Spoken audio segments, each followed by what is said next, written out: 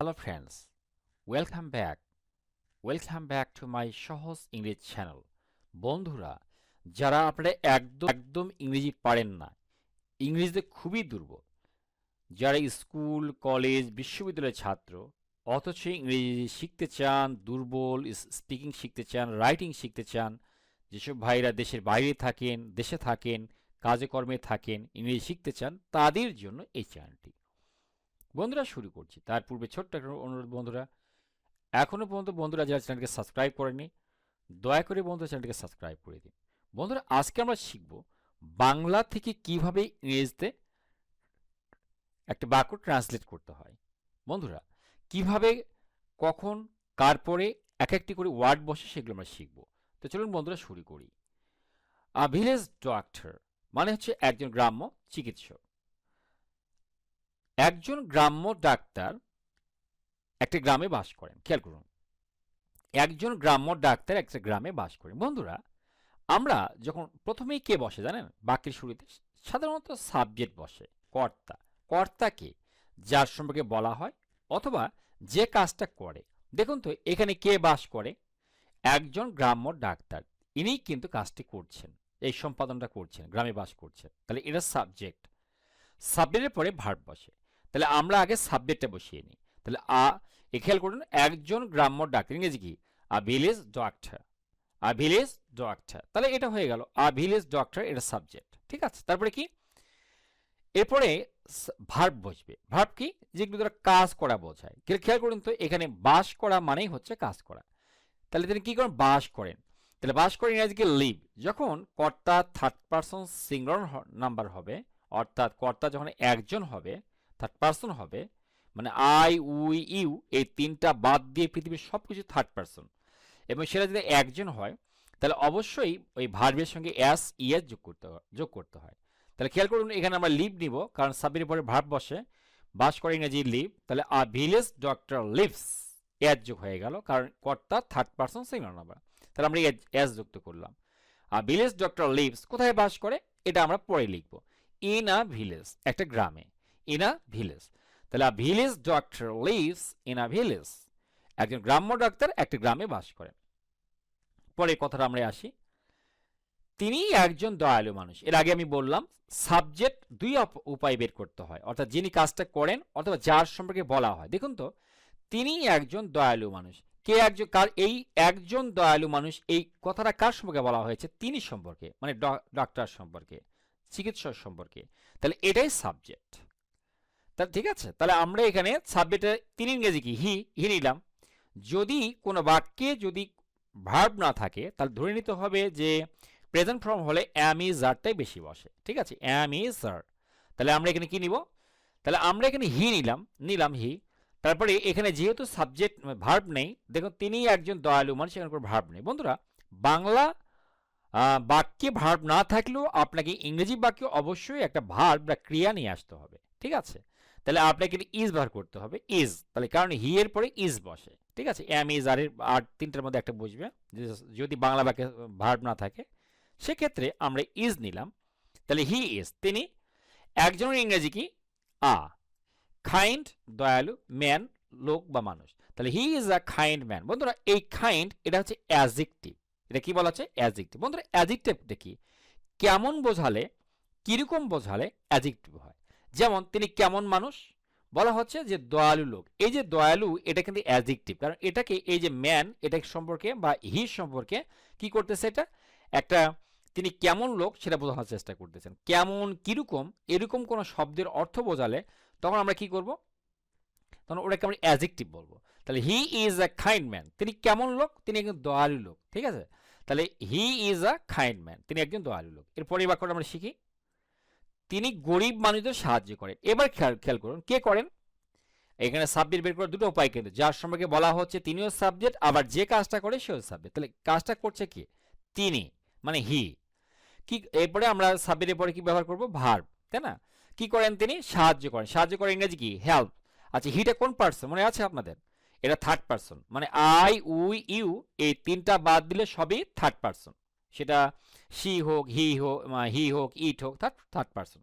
সে third person যদি একজন হয়, তাহলে আপনাকে প্রেজেন্ট সিম্পল টেন্সে কি করতে হবে, সেখানে ভার্বের সঙ্গে এস, ইএস, আইএস যোগ করতে হয়, এখানে এস যুক্ত হবে।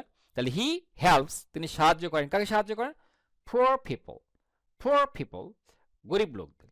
হি হেল্পস পুয়ার পিপল, তিনি গরিব লোকদের সাহায্য করেন। এবার খেয়াল করুন, তিনি অসুস্থ মানুষদের চিকিৎসা করেন।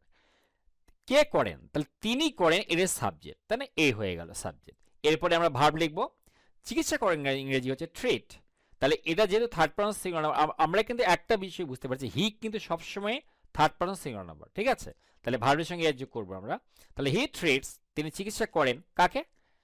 সিক পিপল, অসুস্থ লোকদের। হি ট্রিটস সিক পিপল, তিনি অসুস্থ লোকদের চিকিৎসা করেন। পরের বাক্যটা খেয়াল করুন, মানুষ ব্যথা অনুভব করলে তার কাছে যায়। আচ্ছা, কে যায় বলুন তো? মানুষ যায়। এই কাজটা করছে কে? মানুষ, তাই না? মানুষেরা আর কি। তাহলে পিপল কি করে? তারা যায়। যাওয়ার ইংরেজি কি? গো। তাহলে যায় ইংরেজি কি? গো।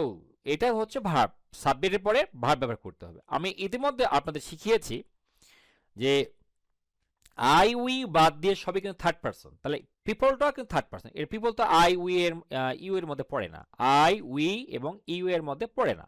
তাহলে অবশ্যই পিপল থার্ড পারসন। কিন্তু পিপল থার্ড পারসন হলো, পিপল কিন্তু বহু বচন, এক বচন হলেই কেবল এস বা ইয়ের যোগ হয়। যেহেতু পিপল অনেক মানে একের অধিক লোক হলে আমরা পিপল ব্যবহার করেই থাকি, পিপল। তাহলে এই পিপলের এখানে এস আর যুক্ত হবে না, কারণ এখানে থার্ড পারসন হলেও এরা বহু বচন। যদি একজন হতো তাহলে ভার্বের সঙ্গে আমরা এস বা ইয়ের যোগ করতাম। তাহলে পিপল গো, মানুষ যায়, টু কাছে, কার কাছে? হিম, তার কাছে। কখন? ওয়েন, এই যে লেখা আছে ওয়েন, যখন, দে তারা, তারা কি করে? ফিল, অনুভব করে, পেইন, ব্যথা অনুভব করে। তাহলে মানুষ ব্যথা অনুভব করলে তার কাছে যায়, ইংরেজি হচ্ছে, মানে এর মানে হচ্ছে কি? মানুষ যখন ব্যথা অনুভব করে তখন তার কাছে যায়, অর্থাৎ এরকম। তাহলে পিপল গো টু হিম, মানুষ তার কাছে যায়, ওয়েন, যখন, দে, এটা কোন সাবজেক্ট, ঠিক আছে? এটা বহু বচন। ফিল, অনুভব করে, পেইন, ব্যথা অনুভব করে। তাহলে the people go to him when the feel pain, যখন তারা ব্যথা অনুভব করে। এরপর দেখুন, তিনি দিন ও রাত কাজ করেন। দিন রাত সবসময় কাজ করে, ইংরেজি কি? কে কাজ করেন? এই ডাক্তার সাহেব। ডাক্তারের পরিবর্তে আমরা ব্যবহার করবো তিনি, ইংরেজি কি? হি। আর হি আমরা ইতিমধ্যে শিখলাম যে হি, সি এটা থার্ড পারসন সিঙ্গুলার নাম্বার, ঠিক আছে? এবং ভার্বের সঙ্গে এস বা ইয়ের যোগ। তাহলে কাজ করে ইংরেজি ওয়ার্ক। তাহলে হি ওয়ার্ক না হয়ে হি ওয়ার্কস, যেহেতু he third person singular number. আচ্ছা, দিন রাত ইংরেজি কি? Day and night. He works day and night, he works day and night. তাহলে তিনি দিন এবং রাত কাজ করেন, he works day and night. পরিবার করে খেয়াল করি, তিনি রোগীদের ওষুধ দেন। কে কে দেন? ডাক্তার দেন। তাহলে তিনির পরিবর্তে আমরা লিখবো হি। আচ্ছা, এখানে এরপরে ভার্ব বসবে। তাহলে দেন, দেন মানে দেওয়াটাই তো ভার্ব, তাই না? গিভ। কিন্তু হি কোন পারসন বন্ধুরা বলুন? Third person singular number. এই জন্য আমরা কি করবো? এখানে অ্যাড যোগ করবো। হি গিভস, তিনি দেন। কি দেন? মেডিসিন। তার মানে মেডিসিন, মেডিসিন। তাহলে তিনি ওষুধপত্র দেন কাকে?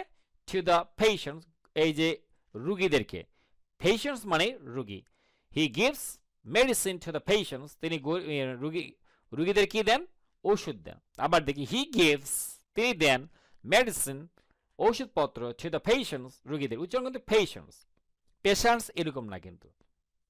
এরপরের বাক্যটা আমরা দেখবো কি আছে। আমরা বাংলা বাক্য দেখবো, তিনি রুগীদের সমস্যাগুলো মনোযোগ দিয়ে শোনেন। কে শোনেন? তিনি শোনেন। তাহলে শোনার ইংরেজি কি বলুন তো? লেসন। তাহলে হি লেসন্স, তাই না? এরকম হবে আর কি। তাহলে হি লেসন্স, তিনি শোনেন মনোযোগ দিয়ে, ইংরেজি বা যত্ন সহকারে ইংরেজি কেয়ারফুলি। আমরা এখানে অ্যাটেন্টিভলিও লিখতে পারতাম, অ্যাটেন্টিভলি। তাহলে খেয়াল করুন, হি এটা যেহেতু থার্ড পারসন সিঙ্গুলার নাম্বার, মানে এখানে সাবজেক্ট লিখবো হি, এরপরে থার্ড পারসন সিঙ্গুলার নাম্বার হওয়াতে লেসন্স, তিনি শোনেন। কিভাবে শোনেন? বলছে যে কেয়ারফুলি, একদম মনোযোগ সহকারে, বা আমরা লিখতে পারি অ্যাটেন্টিভলি, অ্যাটেন্টিভলি। আর লেসনের পরে টু বসে, টু দ্য প্রবলেম, সমস্যাগুলো। কার সমস্যা? অফ দ্য পেশেন্টস, রোগীদের সমস্যাগুলো তিনি মনোযোগ দিয়ে শোনেন। তাহলে হি লিসন্স carefully to the problems of the patients. He listens, তিনি শোনেন, carefully, মনোযোগ সহকারে, to the problems, সমস্যাগুলো, of the patients, রোগীদের সমস্যাগুলো। এরপরে আমরা দেখব পরের বাক্যটা, তিনি গ্রামে বাড়ি বাড়ি পরিদর্শন করেন। আমরা জানি যে গ্রাম্য ডাক্তার বাড়ি বাড়ি যায়, তাই না? কে যায় তাহলে? তিনি যান। আচ্ছা, পরিদর্শন করা, এটা এর সাবজেক্টের পরেই তো আমরা ভার্ব ব্যবহার করবো বন্ধুরা, তাই না? তাহলে এখানে পরিদর্শন করার ইংরেজি কি? ভিজিট। তাহলে আমরা এর যোগ করবো কেন? এই হি থাকার জন্য, তাই থার্ড পারসন সিঙ্গুলার নাম্বার। আমরা তো এইটুকু বুঝছি যে হি আর সি, হি এর উল্টা কি? মেয়ে হলে সি লেখি। এই হি সি কিন্তু সবসময় থার্ড পারসন, চোখ বন্ধ করে বুঝবেন, এবং সিঙ্গুলার নাম্বার। তাহলে আমরা এর যোগ করবো। তাহলে হি ভিজিটস, বাড়ি বাড়ি ইংরেজি কি? হাউসেস। তাহলে এখানে বহু বচন, খালি বাড়ি হলে আমরা কিন্তু হাউস লিখতাম, কিন্তু এখানে হাউসেস বাড়ি বাড়ি লেখা আছে। হি ভিজিটস হাউসেস, কোথায়? ইন দ্য ভিলেজ, গ্রামে। গ্রামে তিনি বাড়ি বাড়ি পরিদর্শন করেন, মানে বাড়ি বাড়ি যান, এর অর্থটা এরকম। তাহলে হি visits houses in the village. এরপরে বাক্যটা, তিনি সাইকেলে চড়েন অথবা হেঁটে চলেন। তাহলে ইংরেজি কি? কে চলেন? তিনি। তাহলে হি লিখবো আমরা। এবারে আমরা এখানে দুটো ভার্ব পাইছি অথবা দিয়ে, চড়ার ইংরেজি এবং হেঁটে চলার ইংরেজি, তাই না? তাহলে আমরা প্রথমে ভার্ব লিখবো কি? চড়া। তাহলে হি রাইডস, এটা যেহেতু থার্ড পারসন সিঙ্গুলার নাম্বার, আমরা এর যোগ করলাম। হি রাইডস, কোথায় চড়েন? বাইসাইকেল, বাইসাইকেল চড়েন, অথবা অথবা কি করেন? ওয়াক্স, হেঁটে চলেন, হাঁটেন, কোথায়? অন ফুট, পায়ে হেঁটে চলেন। এখানে পায়ে ইংরেজি কি? On foot. অন ফুট মানে পায়ে হেঁটে আর কি। তাহলে he rides a bicycle or walks on foot, অথবা তিনি কি করেন? পায়ে হেঁটে চলেন। He rides a bicycle or walks on foot. তিনি অল্প টাকা নেন, এখানে দুইভাবে ইংরেজিটা হবে। আচ্ছা, আমরা আগে ধরি প্রথম বাক্যটা দেখি কি। প্রথমে একটা বাক্য তৈরি করি, হি লিখবো, তাই না বন্ধুরা? তা তিনের ইংরেজি হি, আর হিটা থার্ড পারসন সিঙ্গুলার নাম্বার, তাহলে ভার্বের সঙ্গে এস বা ইয়ার যোগ। আচ্ছা, চার্জ নেওয়া মানে, নেওয়ার ইংরেজি দুটো হয়। চার্জ মানে কোনো অর্থে কোনো কিছুর বিনিময়ে আমরা যখন নিই তখন চার্জ হয়, ঠিক আছে? চার্জ করা, চার্জ নেওয়া হয়, ঠিক আছে? তখন আমরা ইংরেজিতে কি বলবো? চার্জেস। তাহলে এটা এর যোগ হয়ে গেল। অথবা হি টেক্স, এটাও লেখা যাবে, he takes little money. He takes little, অথবা হি চার্জেস লিটল মানি। আমাদেরকে সব রকম ভার্বই শিখতে হবে, কারণ ইংরেজি ভাষায় ব্যাপক শব্দ রয়েছে, এক এক সময় এক এক ধরনের ওয়ার্ড ব্যবহার করে বিভিন্ন লোকেরা, এই জন্য অর্থ জানতে হবে। চার্জেস লিটল মানি, এটা মানেও যা, হি টেক্স লিটল মানি, এটা মানেও তাই। এরপরে তিনি অল্প টাকা নেন। এরপরে কি বাক্যটা? কখনো কখনো, ইংরেজি সামটাইমস লিখলাম তো। এরপরে আমরা লিখবো তিনি। তিনি ইংরেজি কি? হি। আচ্ছা, নেওয়ার ইংরেজি কি? টেক। নেন না, টেক। মানে এখানে হি যেহেতু থার্ড পারসন সিঙ্গুলার নাম্বার, তাহলে এখানে এর যুক্ত হবে। সামটাইম হি টেক্স, কোনো টাকায় নেন না, ইংরেজি নো মানি। নো মানি, এটা নো নাকি? নো, মানে ও উচ্চারণ হবে, O, no. Sometimes he takes no money, কখনো কখনো তিনি কোনো টাকা নেন। ইংরেজিকে sometimes he takes no money, কখনো কখনো তিনি কোনো টাকা নেন না। বা sometimes he charges no money, এই যে চার্জ কথা শিখে আসলাম, এটা আমরা ব্যবহার করতে পারি। জরুরি অবস্থায় তিনি প্রাথমিক চিকিৎসা দেন। ডাক্তার ইনি তো প্রাথমিক চিকিৎসায় বেশি দিয়ে থাকেন। তাহলে তিনি ইংরেজি কি? হি। সাবজেক্ট প্রথমে আমরা নিলাম। এরপরে আমরা জানি দেওয়ার ইংরেজি গিভ, তাহলে এখানে আমরা এর যোগ করব, হি গিভস। প্রাথমিক চিকিৎসার ইংরেজি ফার্স্ট এইড। আপনাদের মনে যা থাকবে বন্ধুরা, মনে রাখবেন, এর মানে হচ্ছে হি গিভস ফার্স্ট এইড। তিনি প্রাথমিক চিকিৎসা দেন কখন? ইন এমার্জেন্সিস, একদম জরুরি অবস্থায়। আপনি এর যোগ না করলেও হবে। আমরা যদি বলি ইন এমার্জেন্সি, তাও উত্তর হবে। অথবা আপনি যদি বলি ইন এমার্জেন্সিস, তাও উত্তর হবে। He gives first aid in emergencies, তিনি প্রাথমিক একবার জরুরি অবস্থায়, ইংরেজি কি? In emergencies.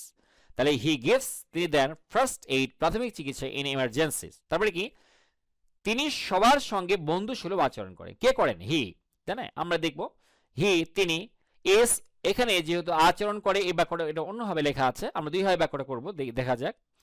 তাহলে হি ইজ, তিনি ফ্রেন্ডলি, বন্ধুত্ব সুলভ, টু এভরিওয়ান, প্রত্যেকের প্রতি তিনি বন্ধুত্ব সুলভ। তার মানে হচ্ছে তিনি সবার সঙ্গে বন্ধুত্ব সুলভ আচরণ করে, এই অর্থ এখানে বোঝানো হয়েছে। আমরা আরেকটা ইংরেজি শিখবো তার সঙ্গে সঙ্গে। তারপর দেখি হি ইজ, তিনি কেমন? ফ্রেন্ডলি। এই কাউকে কেমন, কিরকম প্রশ্ন করলে যে উত্তর পাওয়া যাবে, সেটাই হচ্ছে অ্যাডজেক্টিভ। এই ফ্রেন্ডলি শব্দটা অ্যাডজেক্টিভ। তাহলে হি ইজ ফ্রেন্ডলি, তিনি কিন্তু বন্ধুত্ব সুলভ, টু এভরিওয়ান, প্রত্যেকের প্রতি। অথবা আমরা বলতে পারি হি behaves friendly with everyone. He behaves, behave মানে আচরণ করা। তাহলে হি বিহেভস ফ্রেন্ডলি উইথ এভরিওয়ান, প্রত্যেকের সঙ্গে। এই বাক্যটা আমরা লিখতে পারি। এবার কি? গ্রামবাসীরা তাকে সম্মান করে। কারা তাকে সম্মান করে? গ্রামবাসীরা। তাহলে যারা সম্মান করে তারা সাবজেক্ট এখানে, তাই না? দ্য ভিলেজার্স, ভিলেজার্স সম্মান করে, ইংরেজি কি? রেসপেক্ট। এখানে যেহেতু এটা আমরা আগেই বলেছি, আই, উই, ইউ বাদ দিয়ে সব থার্ড পারসন, কিন্তু সেই থার্ড পারসন যদি বহু বচন হয়, এই যে ভিলেজার্স, এটা বহু বচন হয়ে গেছে, কিন্তু যদি এস না থাকতো এটা এক বচন হতো। গ্রামবাসীরা অনেকেই, তখন আর ভার্বের সঙ্গে এস যুক্ত করা যাবে না। তাহলে দ্য ভিলেজার্স রেসপেক্ট হিম, সম্মান করে, এখানে অনারও হতে পারে, কিন্তু অনার হিম। দি ভিলেজার্স রেসপেক্ট হিম, গ্রামবাসী তাকে সম্মান করে, তারা তাকে বিশ্বাস করে। তার ইংরেজি কি? তারা বিশ্বাস করে, ইংরেজি ট্রাস্ট। ট্রাস্ট, তাকে ইংরেজি কি? হিম। ট্রাস্ট হিম, সাবজেক্ট ভার্ব, এরপরে অবজেক্ট বসছে এখানে। ট্রাস্ট হিম, তারা তাকে বিশ্বাস করে। ঠিক আছে, এরপরে একজন গ্রাম্য ডাক্তার খুবই উপকারী। তাহলে একজন ইংরেজি কি? ভিলেজ ডক্টর, একজন গ্রাম্য ডাক্তার। ইজ, হয়, ভেরি মানে খুবই, হেল্পফুল মানে উপকার। এর আগেই বলছি কিরকম বা কেমন দিয়ে প্রশ্ন করলে আমরা তখন সেটাকে যে উত্তর পাই সেটা অ্যাডজেক্টিভ। তাহলে হেল্পফুলটা কি? অ্যাডজেক্টিভ। ঠিক আছে, ভেরি হচ্ছে অ্যাডভার্ব এখানে, আর ভিলেজ ডক্টরের সাবজেক্ট, এটা হচ্ছে ইজ হচ্ছে ভার্ব। তা village doctor is very helpful, একজন গ্রাম্য ডাক্তার খুবই উপকারী। আচ্ছা, তিনি গ্রামের জীবনে বা গ্রাম্য জীবনে একটি গুরুত্বপূর্ণ ভূমিকা পালন করেন। তাহলে কে করেন এটা? তিনি, ইংরেজি কি? হি। কি করেন? গুরুত্বপূর্ণ ভূমিকা পালন করেন, ইংরেজি হচ্ছে প্লেস, মানে পালন করে। কি পালন করেন? অ্যান ইম্পর্টেন্ট, একটি গুরুত্বপূর্ণ রোল, ভূমিকা, কোথায়? ইন ভিলেজ লাইফ, গ্রাম্য জীবনে। He plays an important role in village life, তিনি গ্রাম্য জীবনে কি করেন? একটি গুরুত্বপূর্ণ ভূমিকা পালন করেন। তো he plays an important role in village life, তিনি গ্রাম্য জীবনে বা গ্রামের জীবনে একটি গুরুত্বপূর্ণ ভূমিকা পালন করেন। বন্ধুরা, কেমন লাগলো অবশ্যই কমেন্ট বক্সে কমেন্ট করে জানাবেন। Thanks for watching the video, thanks for staying with me, thanks a lot.